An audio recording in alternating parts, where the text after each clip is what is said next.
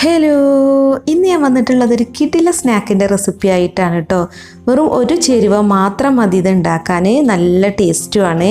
അപ്പോൾ നമ്മുടെ വീട്ടിൽ കപ്പയൊക്കെ ഉണ്ടെന്നുണ്ടെങ്കിൽ നമുക്ക് പെട്ടെന്ന് തന്നെ ഉണ്ടാക്കിയെടുക്കാൻ പറ്റുന്നൊരു ക്രഞ്ചി സ്നാക്കാണ് കേട്ടോ അത്, കപ്പ വറുത്തത്. അപ്പോൾ കപ്പ വറുത്തത് ഉണ്ടാക്കാൻ വേണ്ടിയിട്ട് ഇപ്പോൾ ഞാനിവിടെ ഒരു കപ്പയാണ് കേട്ടോ എടുത്തിട്ടുള്ളത്.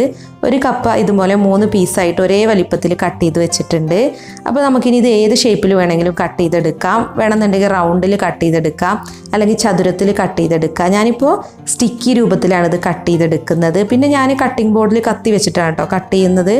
അപ്പോൾ അതുകൊണ്ട് തന്നെ എല്ലാം ഒരേ ഷേപ്പിൽ കിട്ടിക്കൊള്ളുന്നില്ല. ഇനി നമുക്ക് സ്ലൈസറൊക്കെ ഉണ്ടെന്നുണ്ടെങ്കിൽ നമുക്ക് അതുപോലെ കട്ട് ചെയ്തെടുക്കാം കേട്ടോ. അപ്പോൾ ഒക്കെ ഒരേപോലെ കിട്ടും.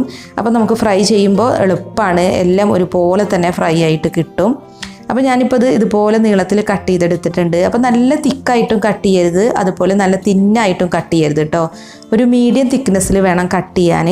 അതിനുശേഷം ഇതുപോലെ നീളത്തിൽ സ്റ്റിക്കി പരുവത്തിലാണ് പിന്നെ കട്ട് ചെയ്തിട്ടുള്ളത്. അതും തന്നെ നല്ല തിന്നായിട്ട് കട്ട് ചെയ്യരുത്, അതുപോലെ തിക്കായിട്ടും കട്ട് ചെയ്യരുത് കേട്ടോ. അപ്പോൾ ഈ ഒരു കണക്കിലാണ് ഞാനിപ്പോൾ കട്ട് ചെയ്ത് വെച്ചിട്ടുള്ളത്. അപ്പോൾ നമ്മൾ കട്ട് ചെയ്യുമ്പോൾ ഇതുപോലെ ചെറിയ ചെറിയ പീസൊക്കെ ഉള്ളത് മാറ്റി വെക്കുക. ഒരേ അളവിലുള്ളത് ഒന്നിച്ച് ഫ്രൈ ചെയ്യുകയാണെന്നുണ്ടെങ്കിൽ ഒക്കെ ഈവനായിട്ട് തന്നെ നമുക്ക് ഫ്രൈ ചെയ്തെടുക്കാൻ പറ്റും. അല്ലെങ്കിൽ ചിലത് നന്നായിട്ട് ബ്രൗൺ ആയിട്ടുണ്ടാവും, ചിലത് ഫ്രൈ ആയി കിട്ടൂല, അങ്ങനെയൊക്കെ ഉണ്ട്. അപ്പോൾ എണ്ണ നല്ല പോലെ ചൂടായതിന് ശേഷം വേണം നമ്മൾ കപ്പ അതിലേക്ക് ഇട്ട് കൊടുക്കാൻ. പിന്നെ ഇത് ഫ്രൈ ചെയ്യുമ്പോൾ പ്രത്യേകം ശ്രദ്ധിക്കേണ്ടത് ഹൈ ഫ്ലെയിമിൽ ഇട്ട് തന്നെ ഫ്രൈ ചെയ്യണം കേട്ടോ, അല്ലാന്നുണ്ടെങ്കിൽ എണ്ണ കുടിക്കാൻ സാധ്യത ഉണ്ട്. അപ്പോൾ നമ്മൾ ഹൈ ഫ്ലെയിമിൽ ഇട്ട് തന്നെ നന്നായിട്ടൊന്ന് ഫ്രൈ ചെയ്യുക, ഇടയ്ക്കിടയ്ക്ക് ഇളക്കി കൊടുക്കണം, അല്ലെങ്കിൽ എല്ലാ ഭാഗത്തും ഒരുപോലെ ഫ്രൈ ആയിട്ട് കിട്ടില്ല.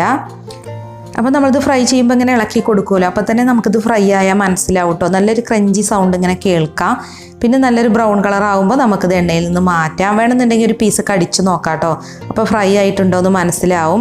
പിന്നെ നല്ലൊരു ഗോൾഡൻ ബ്രൗൺ കളർ ആവാനൊന്നും വെയിറ്റ് ചെയ്യണ്ട കേട്ടോ, കാരണം നമ്മളിത് എണ്ണയിൽ നിന്ന് മാറ്റിയാൽ പിന്നെ ഇതൊന്നും കൂടി ബ്രൗൺ ആവാൻ സാധ്യത ഉണ്ട്.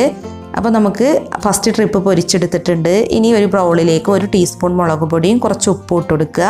എന്നിട്ട് നമ്മൾ ഫ്രൈ ചെയ്ത് വെച്ചിട്ടുള്ള കപ്പ ഇതിലേക്ക് ഇട്ടിട്ട് നന്നായിട്ടൊന്ന് മിക്സ് ചെയ്തെടുക്കുക. അപ്പോൾ ചൂടോട് കൂടി തന്നെ കപ്പ മുളക് പൊടിയിലോട്ട് ഇട്ട് കൊടുക്കണം കേട്ടോ, എന്നാലാണ് മുളക് പൊടി ഉപ്പൊക്കെ നന്നായിട്ട് പിടിക്കുള്ളൂ. പിന്നെ ഈ ചൂടോട് കൂടിയാകുമ്പോൾ ഈ മുളക് പൊടി ഒന്ന് മൊരിഞ്ഞ് കിട്ടും, അപ്പോൾ നല്ലൊരു ടേസ്റ്റാണ്.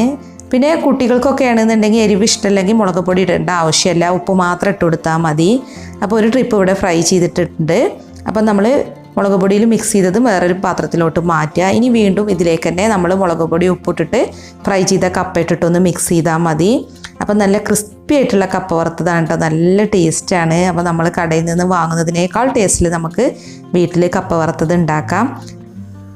അപ്പോൾ മറ്റൊരു അടിപൊളി റെസിപ്പിയുമായി നമുക്ക് വീണ്ടും കാണാം. Thank you.